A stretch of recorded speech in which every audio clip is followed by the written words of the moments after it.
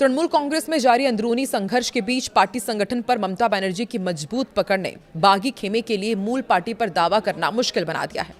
बागी सांसदों द्वारा अलग राजनीतिक मंच का सहारा लेने से उनकी रणनीति और बागी विधायकों की राह अलग अलग दिखाई दे रही है। हालांकि विधानसभा में बागी विधायकों की संख्या अधिक है, लेकिन संगठनात्मक ढांचे में ममता समर्थकों का प्रभाव अभी भी निर्णायक माना जा रहा है। सवाल यही कि क्या ममता के आगे ये तमाम बागी बेबस हो जाएंगे और अब आखिर पश्चिम बंगाल में होने क्या जा रहा है। नमस्कार, बहुत स्वागत है आप सभी का। आप देख रहे हैं न्यूज़ 18 का डिजिटल प्लेटफॉर्म।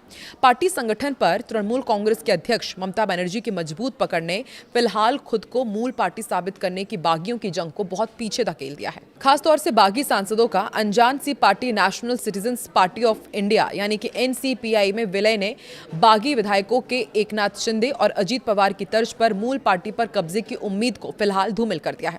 इसके अलावा भावी रणनीति को लेकर बागी विधायकों और बागी सांसदों की अलग अलग राह ने भी पार्टी को बचाने की जंग लड़ रही ममता के लिए राहत की उम्मीदें बचाए रखी है।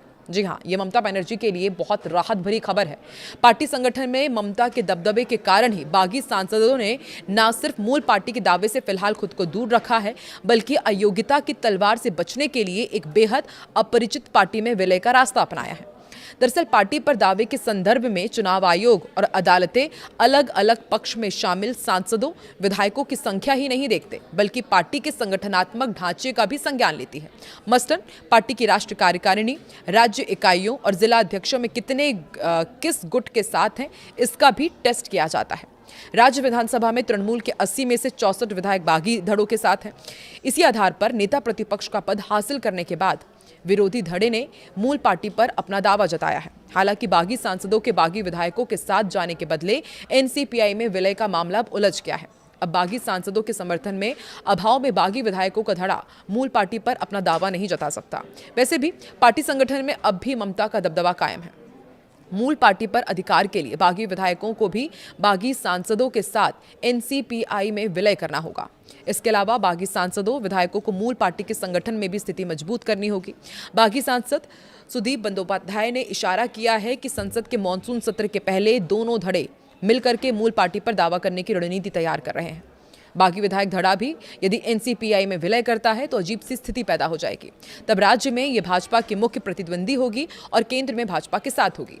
मूल पार्टी पर अधिकार मिलने पर भी यही स्थिति रहेगी। वैसे भी भाजपा की राज्य इकाई विरोधी धड़े के परोक्ष या फिर सीधे गठजोड़ से बेहद नाराज है। ऐसे में नेतृत्व की चिंता केंद्रीय मंत्रिमंडल में बागी धड़े को शामिल करने को लेकर है। फिलहाल ताजा अपडेट ये है कि लोकसभा स्पीकर ओम बिरला ने TMC के राष्ट्रीय महासचिव अभिषेक बैनर्जी को एक महत्वपूर्ण बैठक के लिए बुलाया है और सूत्रों के अनुसार स्पीकर ने अभिषेक बैनर्जी को 19 जून को मिलने के लिए कहा है।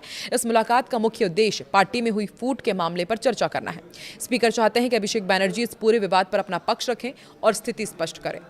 अभिषेक बैनर्जी पश्चिम बंगाल की पूर्व मुख्यमंत्री ममता बनर्जी के भतीजे हैं और पार्टी के राष्ट्रीय महासचिव भी हैं। वहीं TMC की प्रमुख ममता बनर्जी ने भवानीपुर विधानसभा सीट के चुनावी नतीजों को चुनौती दी है। मंगलवार को कलकत्ता हाईकोर्ट का रुख किया। उन्होंने अदालत में एक चुनाव याचिका दायर की है, जिसमें BJP नेता शुभेंदु अधिकारी की जीत को चुनौती दी गई है। आधिकारिक मतगणना के अनुसार इस सीट पर भाजपा नेता शुभेंदु अधिकारी ने ममता बनर्जी को 15,000 से ज्यादा मतों से शिकस्त दी थी। तृणमूल कांग्रेस के सूत्रों से मिली जानकारी के मुताबिक ममता बनर्जी चुनावी नतीजों को चुनौती देने वाली अपनी इस याचिका की पुष्टि करने के लिए खुद कलकत्ता हाईकोर्ट की रजिस्ट्री में पहुंची। भवानीपुर में मतदान वाले दिन बड़े पैमाने पर धांधली के उन्होंने आरोप लगाए थे। TMC समर्थक मतदाताओं को उनके इलाके में ही रोक दिया गया था। वहां पर केंद्र सरकार के अधीन अर्धसैनिक बल तैनात किए गए थे। कुछ स्थानों पर EVM को लेकर काफी शिकायतें भी आई थी। राज्य के चुनाव में भाजपा की बड़ी जीत के बाद शुभेंदु अधिकारी बाद में बंगाल के पहले भाजपा मुख्यमंत्री बने, जैसा कि पार्टी द्वारा दावा किया गया है। 4 मई को चुनाव परिणाम आने के अगले ही दिन ममता बनर्जी ने अपने कालीघाट स्थित आवास पर एक संवाददाता सम्मेलन किया था। उसमें तब उन्होंने दावा किया था कि TMC चुनाव हारी नहीं है। ममता बनर्जी ने गंभीर आरोप लगाए थे कि भाजपा जबरदस्ती वोटों की लूट करके जीत हासिल करने में सफल हुई है। अपनी हाई कोर्ट में दाखिल याचिका में भी उन्होंने मतगणना प्रक्रिया में कई विसंगतियों और गड़बड़ी का दावा किया है। अदालत में दायर अपनी याचिका में TMC प्रमुख ने शुभेंदु अधिकारी पर पीपल्स रिप्रेजेंटेशन एक्ट 1951 की धारा 123 के तहत भ्रष्ट आचरण करने का आरोप लगाया। याचिका के अनुसार अधिकारी पर चुनाव के दौरान रिश्वतखोरी, अनुचित प्रभाव डालने और दुश्मनी व नफरत फैलाने जैसे गंभीर आरोप हैं। ये पहली बार नहीं है जब ममता बनर्जी ने चुनावी नतीजों को कानूनी रूप से चुनौती दी हो। इससे पहले आपको याद होगा साल 2021 के विधानसभा चुनाव में भी जब वो नंदीग्राम सीट से शुभेंदु से बेहद कड़े मुकाबले में हार गई थी, तब भी उन्होंने कलकत्ता हाईकोर्ट का दरवाजा खटखटाया था।